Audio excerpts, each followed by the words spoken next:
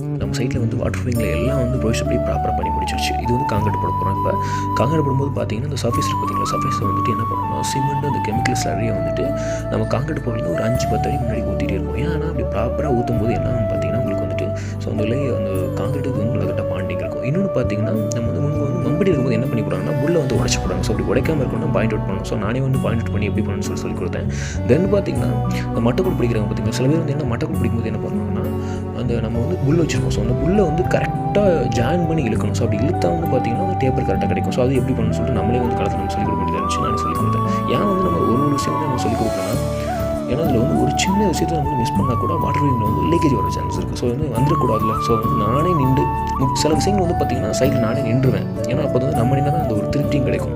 ஏன்னா வந்து வாட்டர் வீங் வந்து கரெக்டாக ப்ராப்பராக 20-30 எந்த பிரச்சனையும் ஸ்லாப்க்கும். சில பேர் வந்து வாட்டர் வீங் பண்ணும்போது சில லீக்கேஜில் வரும்னு சொல்லுவாங்க. ஸோ அப்படி வராமல் இருக்க என்ன பண்ணும், வந்தால் என்ன பண்ணும். ஸோ வந்து எந்த டவுட் இருந்தாலும் இப்போ